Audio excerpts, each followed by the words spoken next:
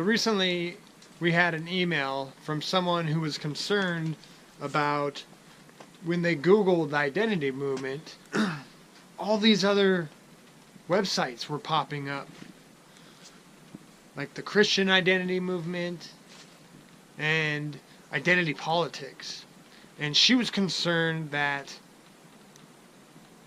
these other websites that were racist, she thought we were affiliated with them. So I wanted to make a video talking about the clear distinctions between our identity movement and these other ones. So first and foremost, I just want to say that the identity movement celebrates racial and cultural diversity, and we are not affiliated with the Christian identity movement or identity politics.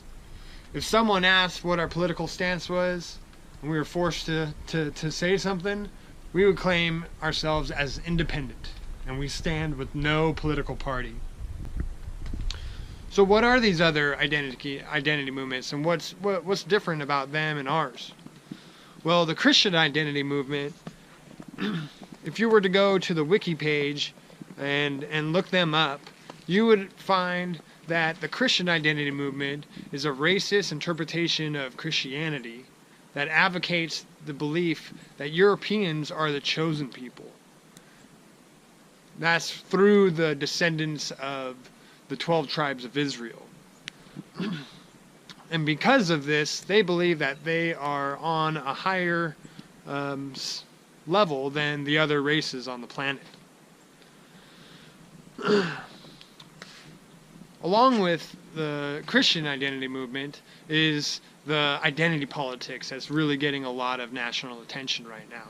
That has to do with the extreme left and the extreme right. Well, these political identity movements are larger artificial groups made up of individuals. The alt-right, they elevate racial identity over individual identity. Whereas the alternative left, the alt-left, like Antifa, they elevate class identity over individual identity. Meanwhile, our identity movement always promotes individual identity rights.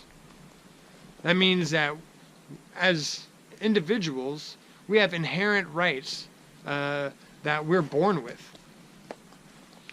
And because of that, we promote the inner identification of like figuring out who you are as an individual and the rights that come with you as an individual. Meanwhile, these other identity movements, they're more external identification. They're giving up their individual identity in order to associate themselves with the larger collective of identity. And because of our current administration,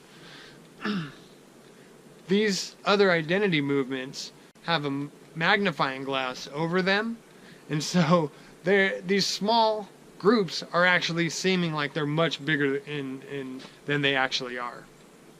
So our identity movement believes in unity in diversity, and that's possible with the shared acceptance of each other's views and beliefs, so long as we're respectful and we don't use force.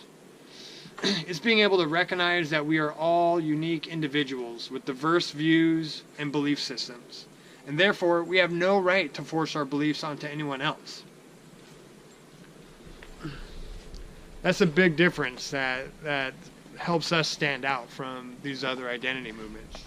And one of our main principles as the identity movement is we agree to the non-aggression principle.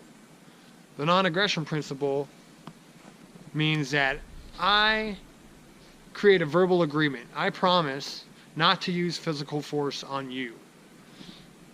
That includes physical force, verbal abuse, coercion, theft.